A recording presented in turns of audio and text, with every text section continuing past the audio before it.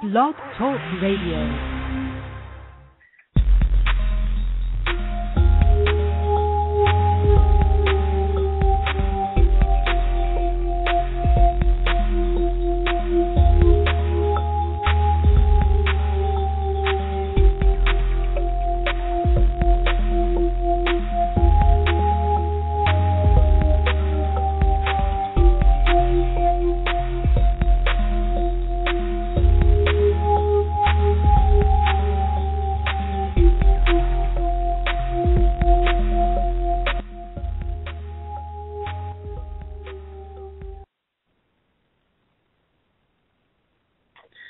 Well, hello guys, and welcome to Mind, Body, Spirit on the Back to Us Radio Network. It's 6:30 p.m. Eastern Time, Sunday, April 13th, 2014, and this is our first edition of the show.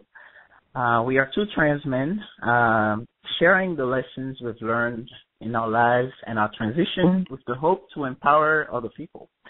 My name is Neil Sanja. I'm the president and founder of FTM Fitness World, which is a company dedicated to help men of trans experience with their fitness, nutrition, wellness, sexuality, spirituality, and finances. I'm also an author. I'm working on my first book, Right Mind, Wrong Body, that will be published sometime in the summer. You can find out more about me at ftmfitnessworld.com or on my website, neilsanja.com. That's neosanDja.com. My co-host is Mr. Jody Rose Helfand. Hi, Jody. Hey, how you doing today? Great. My name is Jody Rose Helfand, and I'm also a trans man, and I'm really honored to be here today. I'm really excited about our show. And I'm the author of Places Male and Female, which is a poetry book about my transition from female to male. And I'm also the author of the FTM Sex Guide, which is a book about sex for guys, you know, like us. And it's been selling for about 5 years now. And I am finishing up my second print book called Transforming Yourself, and that is going to be found on my website, transformingyourself.com, and that is going to be coming out at the end of May. Great. Okay. Yeah. The interesting, I just want to share a little bit the interesting part about how you and I met. I was about to say mate, that's met, sorry. But we didn't mate. But anyway, I was working on growing FTM Fitness World, and then I found Jody on one of the groups. I think you were promoting one of your book projects to help people raise money for their surgeries. And I felt like I needed to connect with you, and all of a sudden we talked. I know we talked for like almost 2 hours. The first time we ever talked, I don't even talk to my girlfriend for more than 10 minutes. But so we connected automatically, and it was really, you know, we helped each other promote our work, and then it was really an instant connection. We realized that we had so many things in common. You know, we realized that we had the same aspirations. We're on the same track in everything we were doing in our lives. So that was really, really interesting. So I'm really excited to be co-hosting this show with you. Oh, me too. We were definitely meant to meet. It was like we were finishing each other's sentences. So right. I remember that. And I remember when you called me, this is what I was thinking. I can't do anything else because I was so busy. And then as soon as we started talking, I'm like, okay, I'll just do this one more thing. Because I was so connected with your vision, and I'm so into fitness, and I'm so into keeping myself in shape, and I just really clicked with your intention and your mission and everything. So definitely was meant to happen. Yeah. All right. Yeah.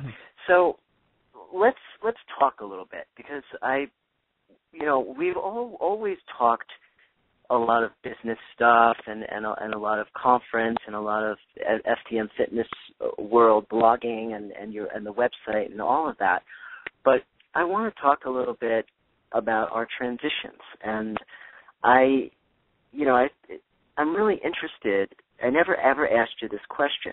I'm interested, how old were you when you really knew that you were a boy inside, and then what did you do about it? Because I hear all kinds of different answers, buddy, and I was wondering what is the answer to that question? Right. Well, it's really I am very the answer to me is really it's simple. I've always known that I was different. I've always known. I mean, my mom knew since I was 2 years old.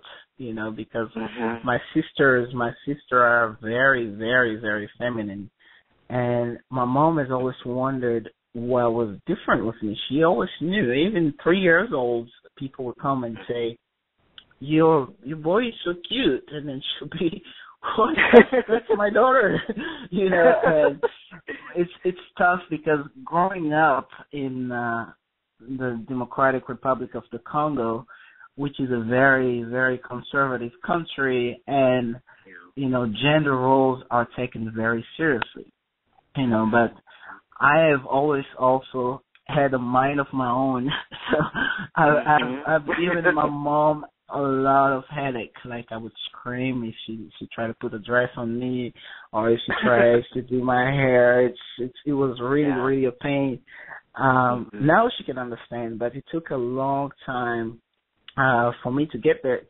Actually, it took most of my life until now to really understand what I was going through. In 2004, I moved to the U.S. I came here with a student visa, but the thing about it was I just wanted to get away, but I didn't know where, why, and for what. I just knew that possibly if I come here in the U.S., I might be able to find a cure for whatever I was dealing with, because that's another thing. Another thing is, I dealt with a lot of peer pressure just from on the religious side. I even went to a whole deliverance process of curing the gay or whatever was going on with me out of me, and it never worked. I mean, I came back home after a while, and I saw my neighbor next door, and I was attracted to her. I knew it didn't work. It didn't work. I knew something was. I knew something was still there. But in 2004, I moved to the U.S. and I had purposely asked for dorms that are co-ed. And before I go, actually, I had to take 12 to 18 months of intensive English. I had to pass my TOEFL. I did everything possible just so I can get out of my parents' house. And I get here, my first school was in Iowa. Don't ask me why, but it was great. I didn't like it after 2 winters because of the cold, but I did move there, and I found out that they ran out of co-ed dorms, and I was in the female dorms.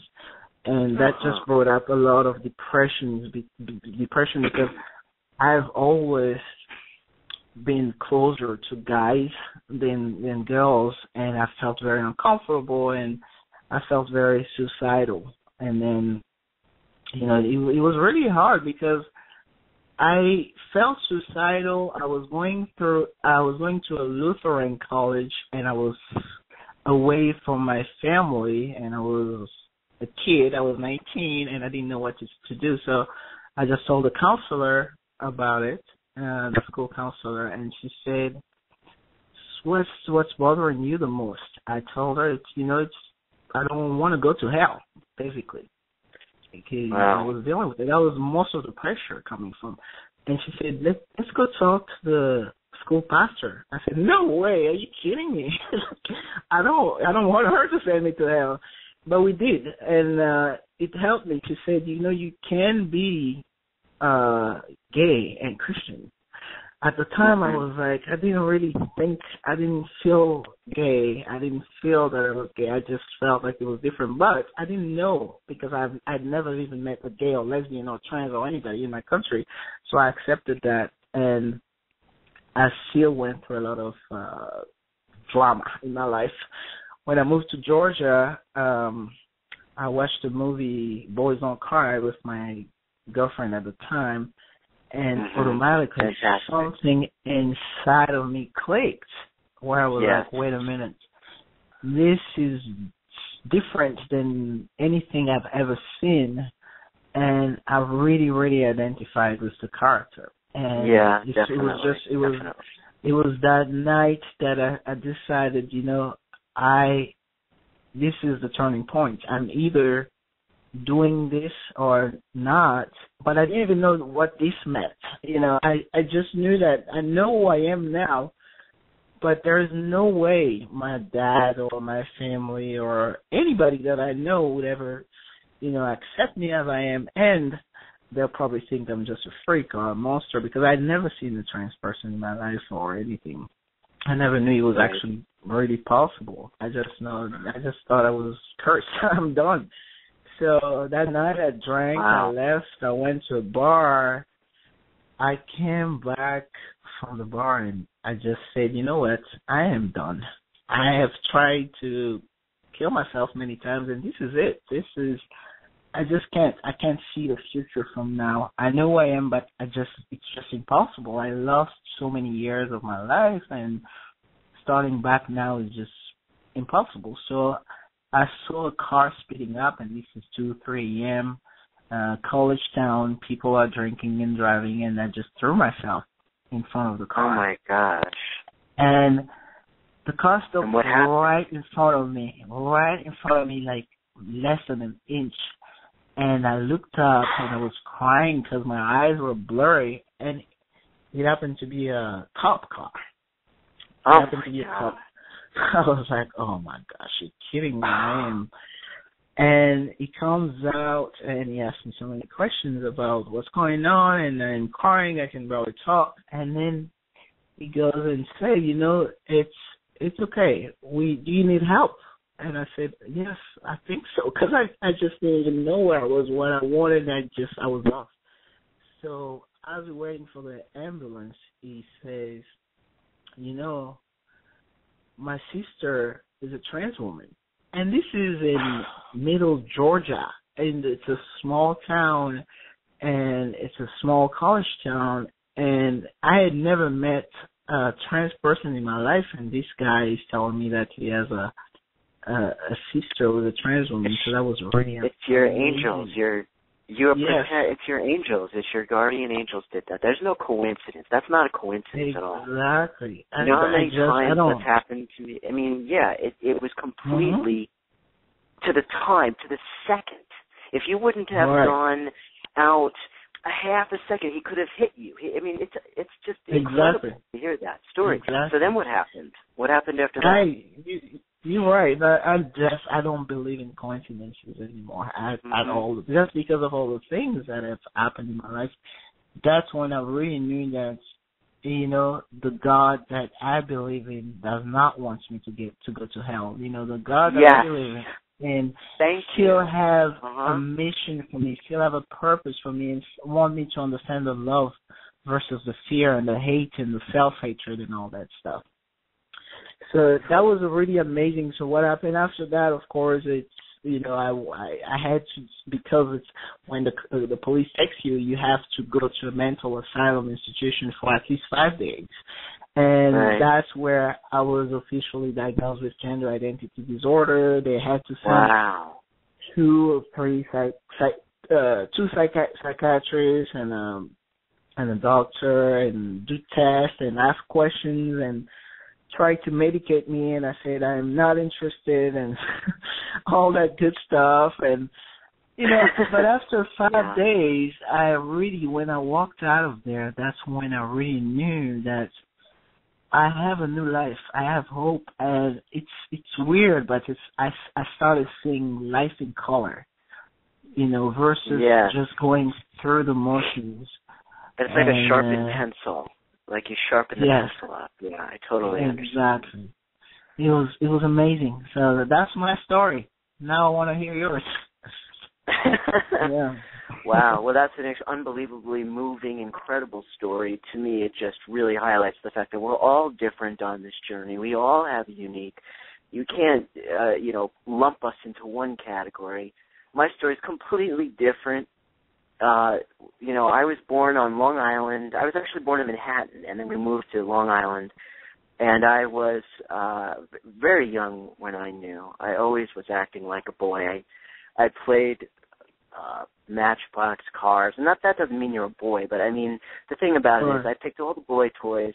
I threw fits if any dress even was near my room. I was like, I would like scream and yell.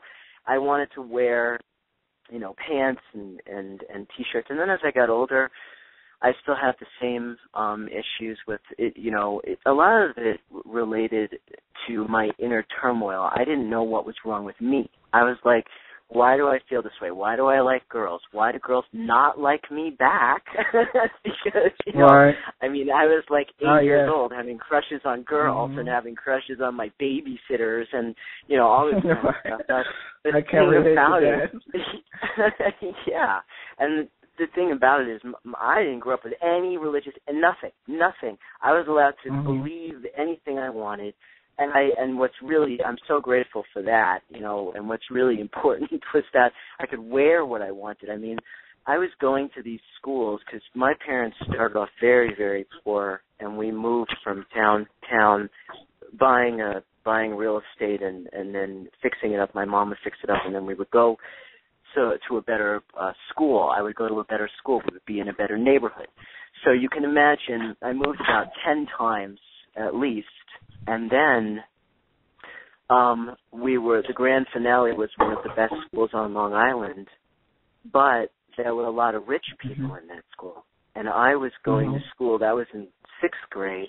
I was wearing ripped Levi jeans and Slayer T-shirts and Motley Crue T-shirts and Iron Maiden T-shirts and, sneakers or any like real masculine clothing. And I was always teased. So a lot of my turmoil came from being in the wrong body, knowing from an early age, and constantly being teased all the time. I got into fights. I was in the principal's office. I mean, you name it. And then as I got older, we moved to Hawaii.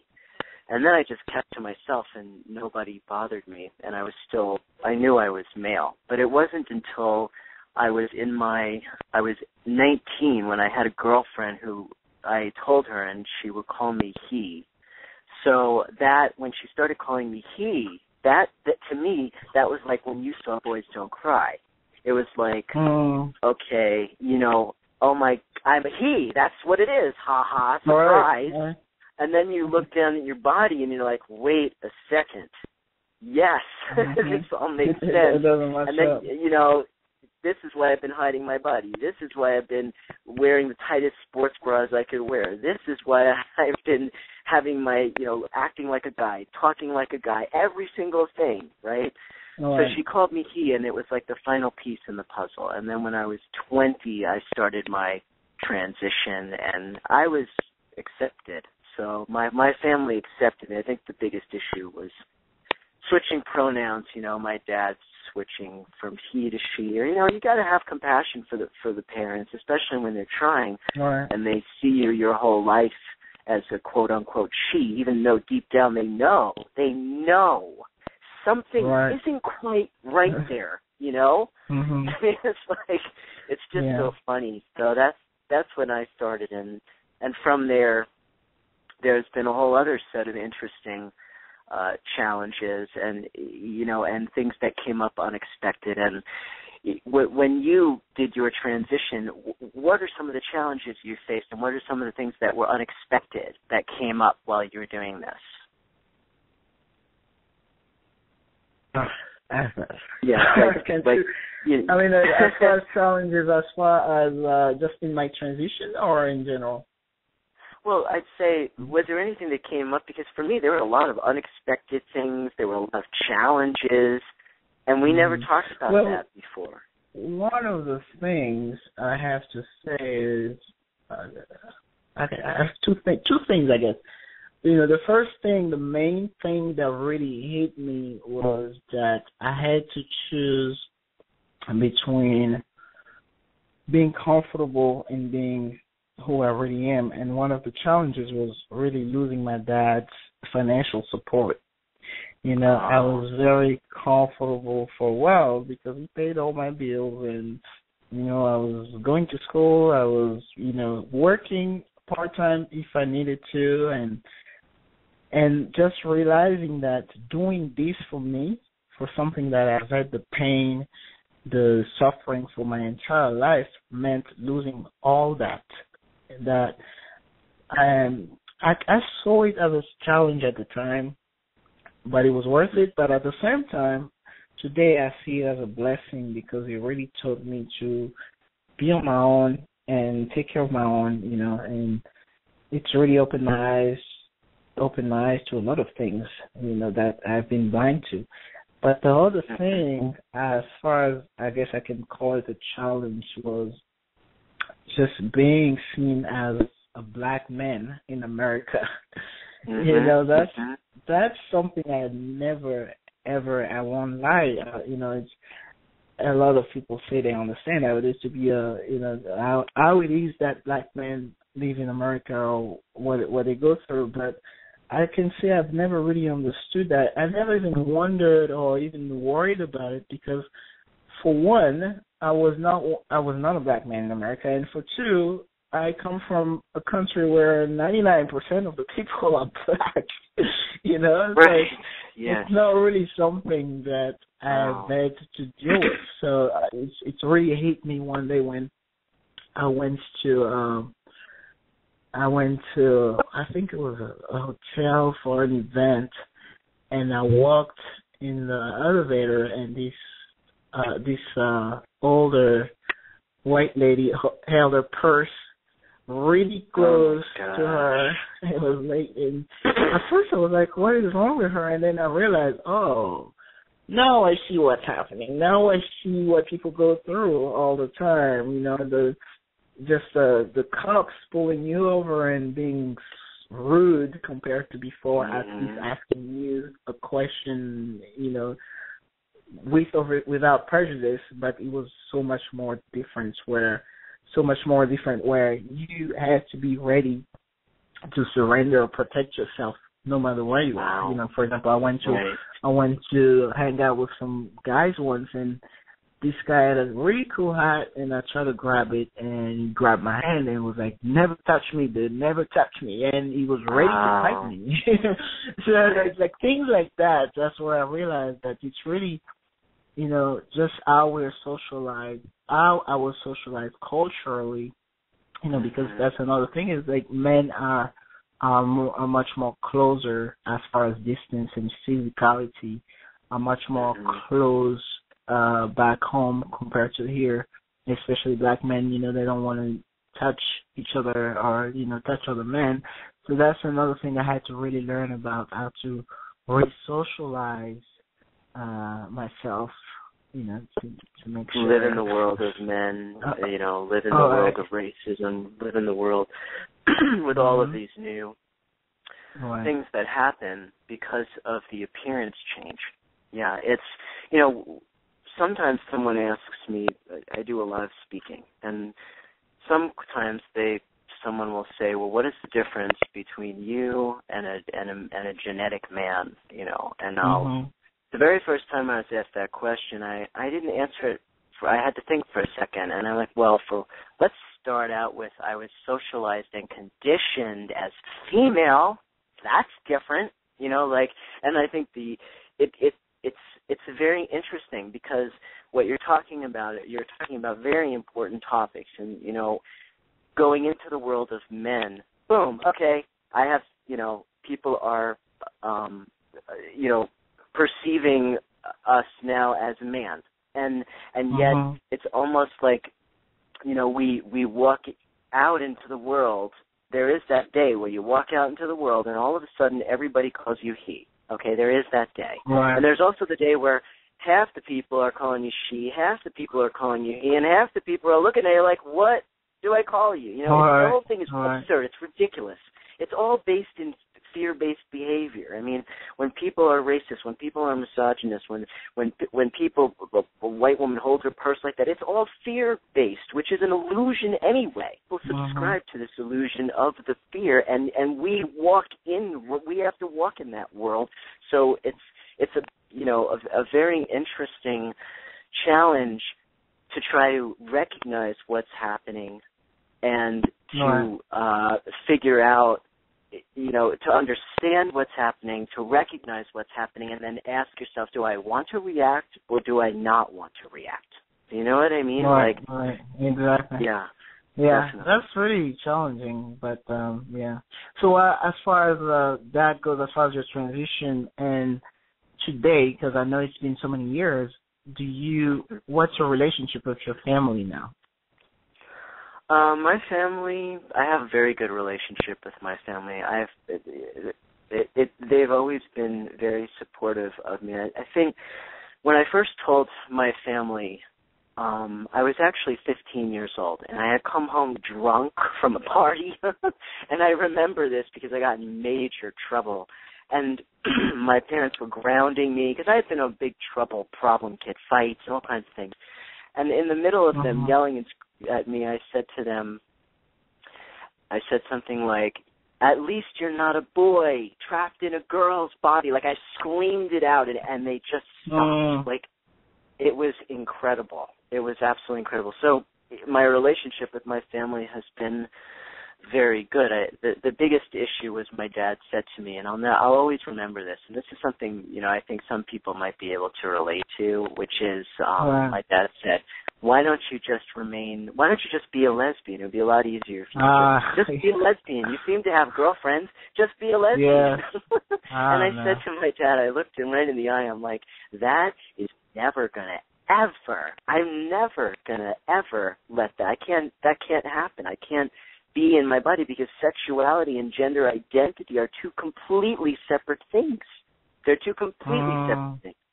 I can be I want to be in my male body and be with a woman, or I can be in my male body and want to be with a man if I was gay. But they're two completely separate things. And my dad just didn't understand. He meant well, right? But he just didn't understand. So I think that, other than that, my whole entire family has been 100% supportive. I've been very blessed and grateful. So what about your family? What about your family?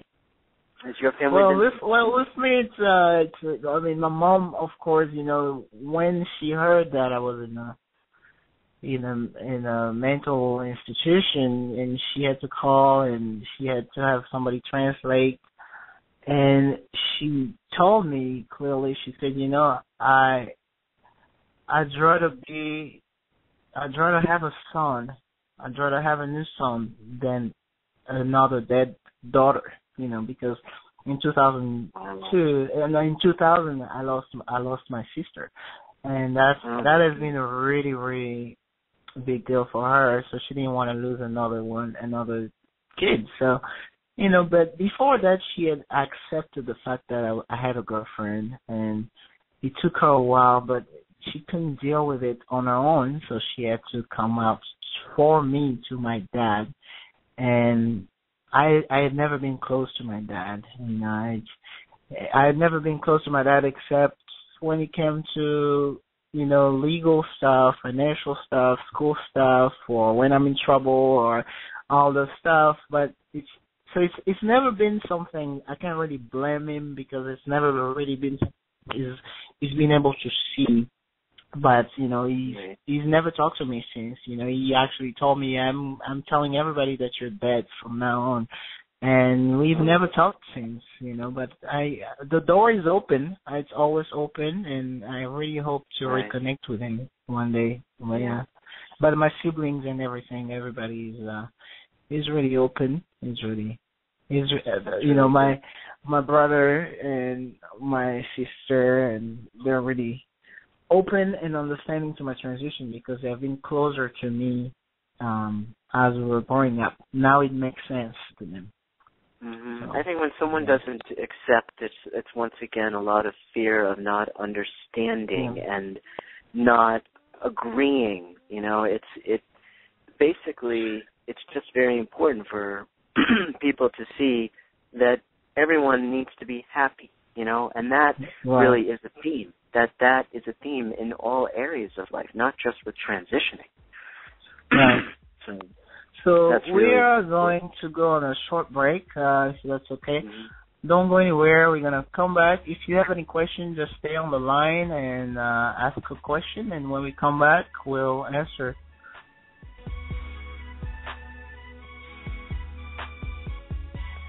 So, everyone, you've all been tuned in and listening to the very first show with Jody and Neo, Mind, Body, and Spirit. And they are on Back to Us Radio Network. And, of course, you know that the wonderful shows that we have here on Back to Us Radio could not be possible without our amazing sponsors. Thank you to Velvet Lips, LLC. And Velvet Lips is the company owned by Marla Stewart, and Marla is the sex architect of Atlanta. And she has a workshop coming up on April the 26th, and it's actually a BDSM workshop, so come on, get your kink on. Go to velvetlipsllc.com to register for the workshop and to buy your special workshop package. So thank you, Marla, for sponsoring this edition of the Back to Us Network.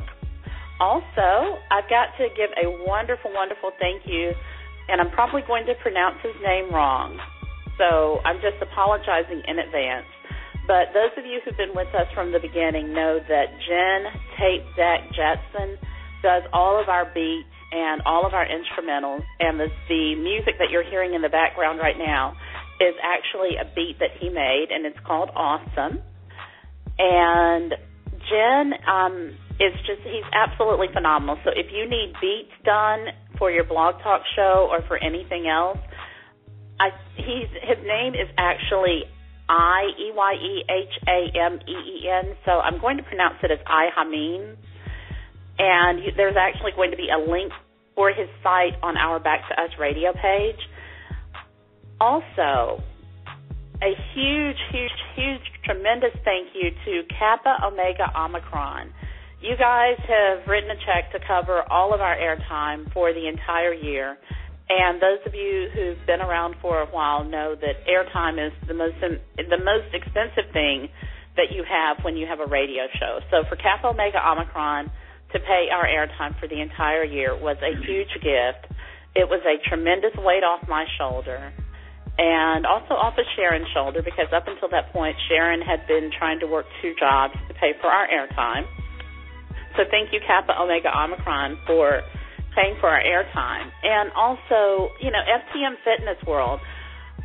When I first met Neo, Neo was really my first introduction into the mind of an FTM and what that really looks like. And when Neo started blogging for agirlsguide.org, Neo's blog caught my attention. So Neo was really the inspiration for our Transgender Thursday show. And, the joke that Neo and I have is when I did my first show with Neo was 30 minutes late for my show. And then I turned around and I gave FTM Fitness World, their own show. And, Neo turned out to be on time for the show today. So Neo and Jody, thank you guys so much for putting today's show together, for allowing Back to Us Radio to be your home, and, just for everything that this partnership is going to bring about. So I am appreciative. I am grateful. I am humble. Also, the biggest news that we have is Back to Us Radio is now syndicated. You can now find us on iTunes, on TuneInRadio.com, on PlayerFM.com, on Stitcher.com, on BlackBerry.com, on a whole bunch of other sites that I can't even remember. So we are, this is phenomenal because we're only a year old, and this almost never happens to shows that are only a year old. But this is a result of all of our listeners and all of the wonderful hosts like Neo and Jody and Michelle Alexander and Tico Davis, and all of the other hosts that we have on Back to Us Radio. So remember, we're on 7 nights a week now. Tune in, plug in, unwind, and I'm going back to finish drinking my wine, so I'm going to turn it back over to Neo and Jody, and you guys can take it away after we finish listening to Awesome. All right. Well, welcome back to Mind, Body, Spirit with Neil and Hello. Jody. Today we're featuring songs by Mr. I. Hammond, who is a really great trance artist, and you can find his music at reverbnation.com/GIHYNE. That's GIHYNE. So Jody and I were just sharing stories about our individual transitions, and it's really interesting to find out how much I didn't know about you, Jody. And I want to ask you, because I'm not sure you answered this question, about, like, what are some challenges or unexpected things that happened during your transition? Well, I think I had two big ones. That stand out. I think the first one, I didn't realize what it would mean to be androgynous in the world. So when I was walking around as an androgynous being in the world, and that was for a while, I was harassed quite a bit. I was talked about. I was almost beaten up. I was chased. Different things happened, to me that kind of surprised me. And it's because people are very threatened when they don't know what you are, because it makes them question their own gender and their own sexuality. So they react once again with fear, and that comes out as anger and violence. And so that was an unexpected thing to deal with, because I'd never dealt with that in my family. I'd been teased, but not, harassed on a regular basis. But that aside, I was able, I got over that, and one of the biggest unexpected things I really think is that for so many years I just wanted to get my top surgery, which is meaning getting my breasts removed, taken off. And I thought after that I'd be fine. But when that happened, I was really so happy. I was just elated. And then I realized I didn't have a penis. So it's like, okay, right? So I was like, all right, well, that's kind of unexpected, because I was so focused on my breasts. So it's like, I think it's now I look back and I think, okay, well, you got to have a sense of humor with this. If you don't, then what's the point? So at that time, though, I have a sense of humor now, but at the time I didn't. And I was just thinking, what am I going to do? So I looked into all the different options of surgeries, and I decided on my own not to get one, not to get surgery. But what had happened to me was I had initial growth overnight, and it felt like it was on fire down there. And I was like, I didn't know what was going on, and that was also unexpected. And when that happened, this was the early 90s, and I wasn't, there was no Facebook or anything like that, so I didn't know what this meant. I didn't have anybody to talk to. So my mom took me to the emergency room, and the doctor didn't know what was going on. I mean, and then he didn't know what to call me, and it was just a big fiasco. But long story short with this is I woke up the next morning, and what had once been a clit the size of a raisin was now about 3 times its size. And I looked at him like, what the hell is that? And I looked at him like, this is interesting. It's just like, roll with the punches. And so then I had to figure out what to do with it and how to touch it and all this kind of stuff. And then I realized later on that I would just make it grow myself. So I developed something called a cock workout for it. And I worked it out every day. Like I would go to the gym. I brought my cock to the gym. And I worked it out 3 minutes a day, and it grew, and then it grew, and then it grew, and I was like, okay, this is great. I mean, we're talking about maybe 2.5 to 3 inches of growth after all that working out and all this kind of stuff, and I'm happy. But all those things were definitely unexpected, and then the mind, body, soul aspect, which is so important to remind yourself of.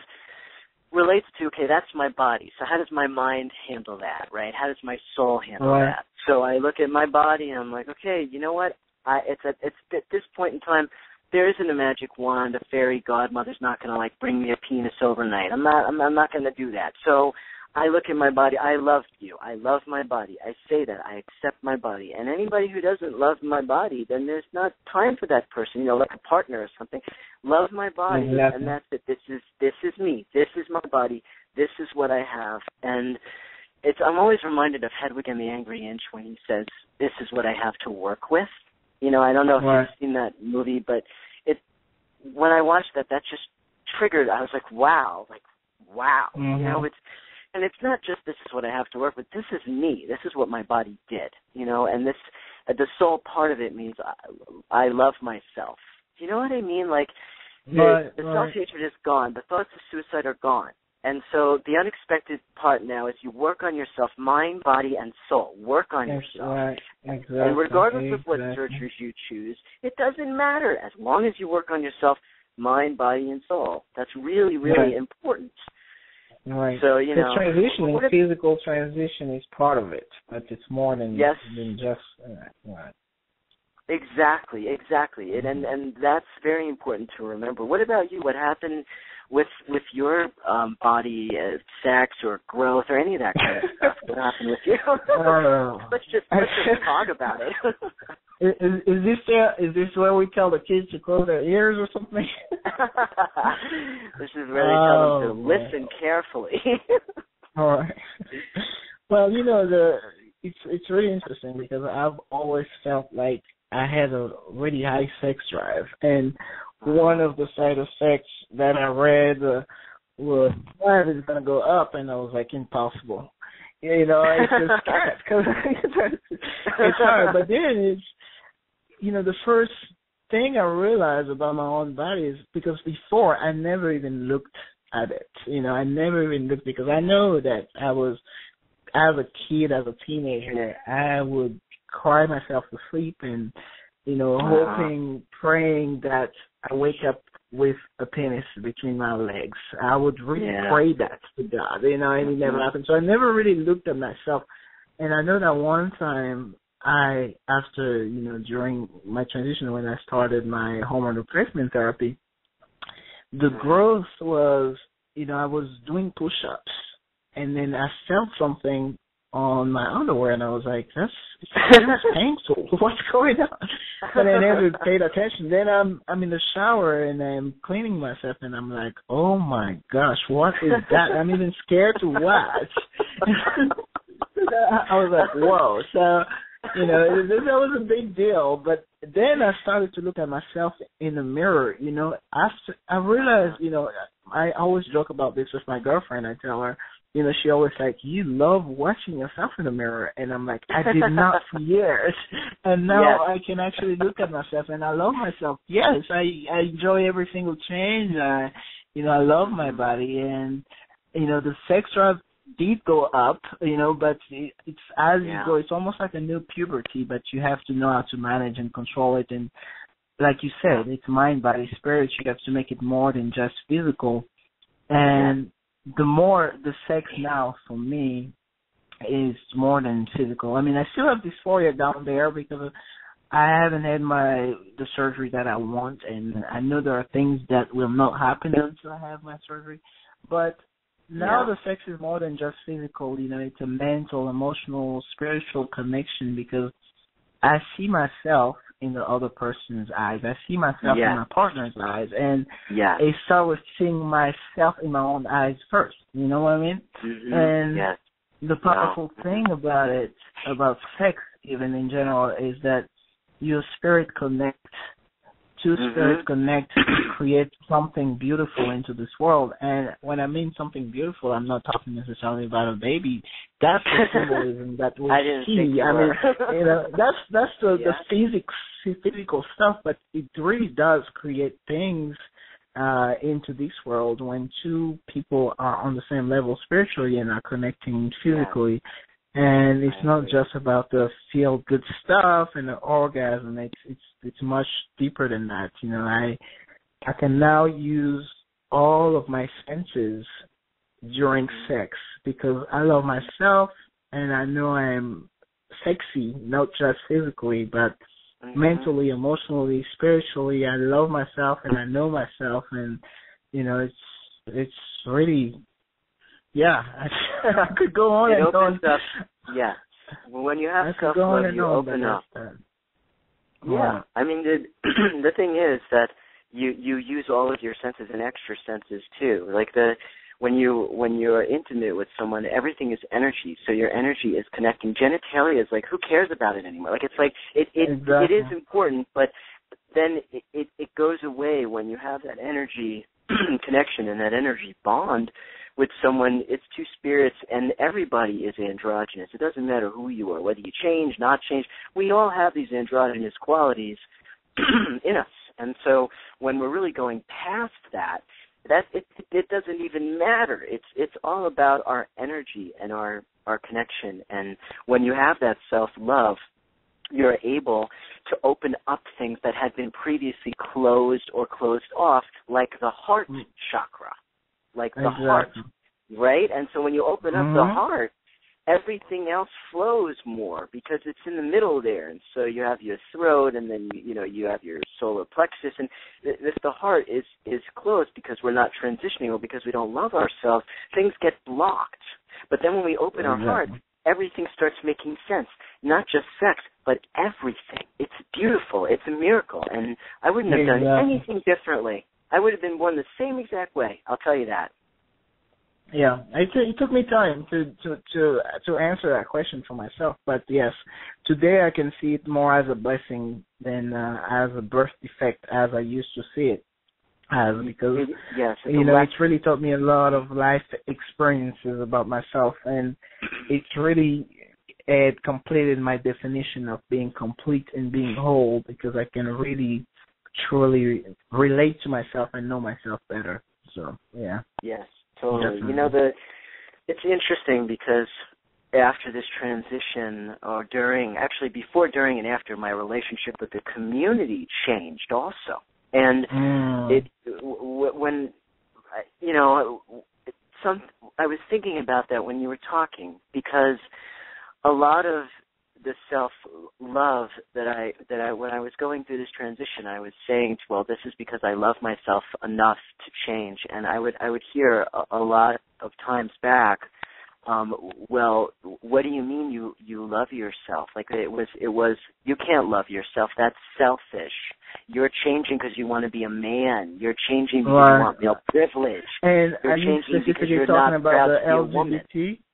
LGBT community. Yeah, and I'm not talking about everybody. I'm talking about my own personal experience in the community that I was in Boston. That was the community at the time that I was in. And of course the community probably changed a whole lot after 20 years. You can't everything changes constantly. I'm not even the same person I was 1 minute ago because my cells changed, right? So, but the thing about it is, though, the community relationship, this is something important to talk about for a minute, because the community relationship changes when you change, whether you're part in the community, because in the lesbian community, I was accepted by some, and then I was completely rejected by others. In the gay male community, I was accepted by some and rejected. Like, it was a complete different experience for me. So I'm wondering what happened with you and what your experience was. It's really interesting. We only have a few minutes before closing, but for me, it was, because like I said, I've never really belonged in the LGBT community per se. The girl I was dating at the time was straight, and we tried to find, other couples, other LGBT couples, lesbian couples to identify with, but it was really hard for me because I wasn't able to identify. I never identified as a lesbian, and she couldn't identify, as a lesbian either. But now it's really been hard because I've learned being a trans man in the lesbian community here in Atlanta, because I've learned more about the trans community, the LGBT community actually, because of my girlfriend now. You know, she's queer. Yeah. Well, I call it bisexual as an old timer, but she calls herself queer. But it's been hard because our last relationships, our last 2 or 3 relationships were with women, and the shocking part, I've felt like I would be embraced to the community, but the shocking part for me was when we went to a party and she said, "This is my boyfriend Neil," and one of the girls said, "Oh, you dating men now?" You know, as if she was disgusted. Yeah. And that was really eye-opener for me. It was really shocking. I was like, wow. And the guy that she's dating is right in front of you. You don't even care about offending her, you know. Right.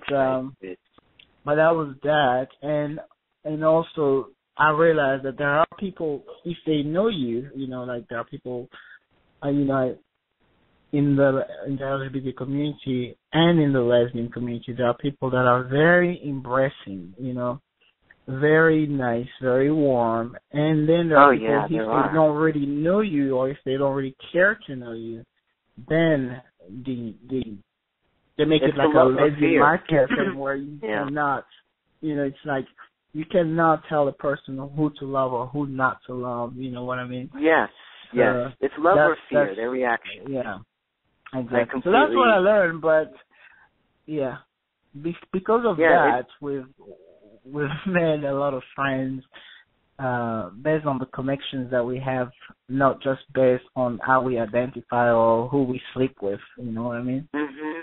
Yeah, definitely. Mm-hmm. No, the love and the fear is just it's a theme throughout life, and that's part of the reactions from both of us. So there's great reactions, and then there's negative. I think the best thing to do is just not allow the negative reactions into your energy space, or if they're there, then leave from that space.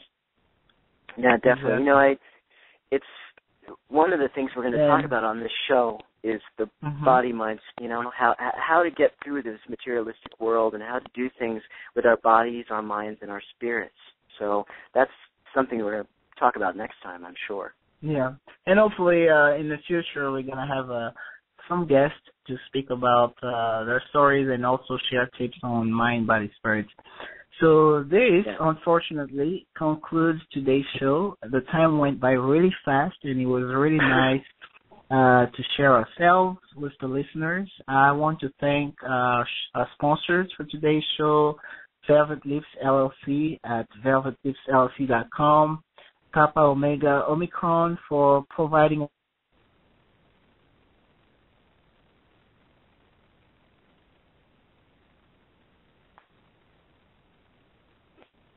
you can go to neosandra.com. That's neosandja.com. I also want to encourage you to check out FTM Fitness World, which is ftmfitnessworld.com, and our coming up conference, actually, which I will have Jody as a keynote speaker, and he will also be presenting a lot of amazing workshops. This conference will be in Atlanta, October 2nd, 3rd, and 4th, and the website for it is ftmfitnessconference.com.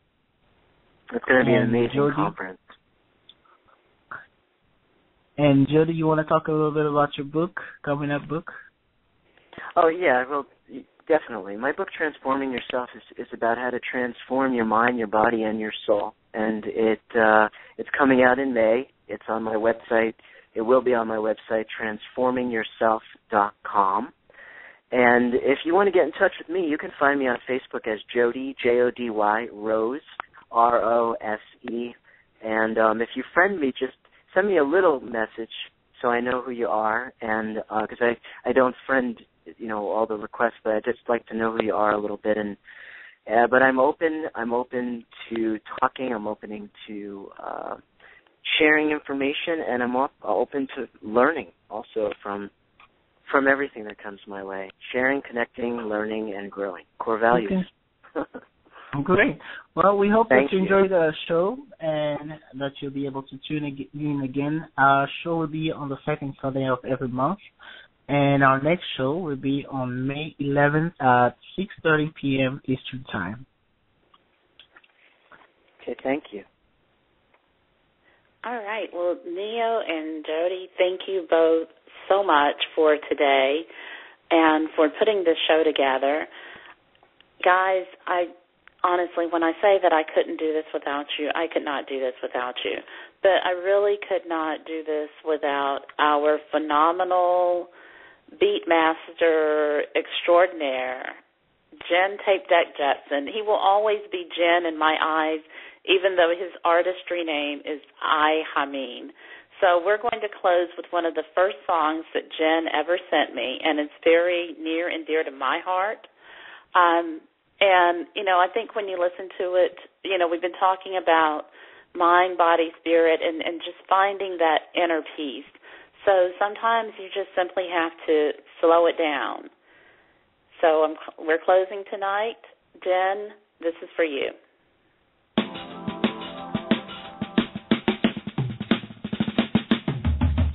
Let it manifest the passion to burn. There's many things we can learn if we slow it down. We ain't got to rush for nothing. It can be beautiful if we don't move too fast. Let's let it manifest the passion to burn. There's many things we can learn if we slow it down. We ain't got to rush for nothing. It can be beautiful if we don't move too fast. Let's sit down and change our thoughts for a minute. I'm kind of digging your spirit. You got me open because your aura is different. A lot of people like to rush to the bed before the friendship and wed. I'm trying to study every thought in your head.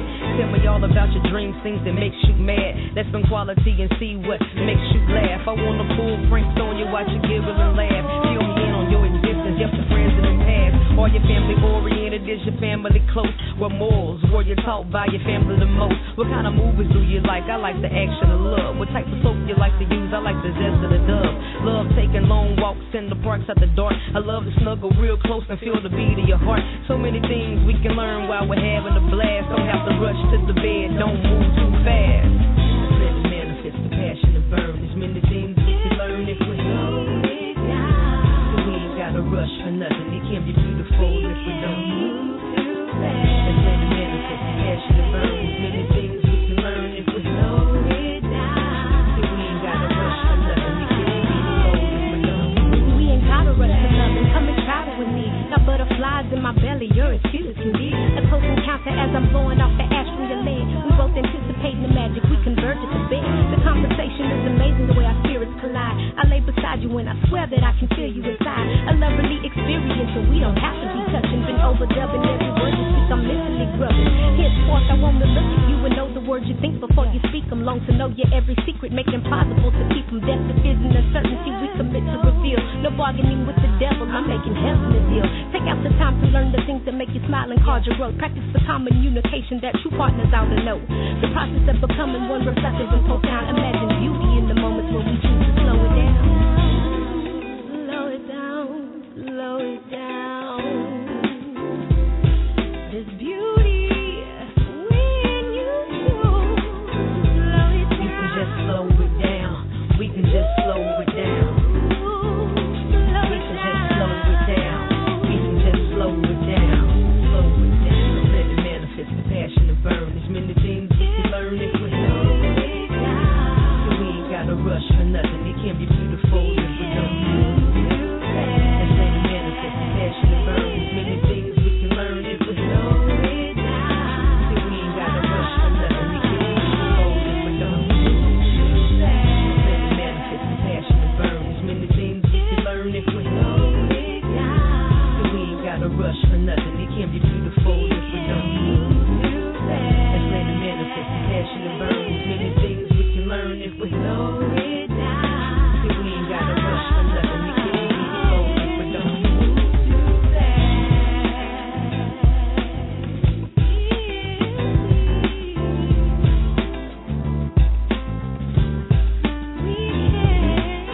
Let's let it manifest the passion to burn. There's many things we can learn if we. So we ain't got to rush for nothing. It can be beautiful if we don't. Let's let it manifest the passion to burn. There's many things we can learn if we slow it down. So we ain't got to rush for nothing. It can be beautiful if we don't.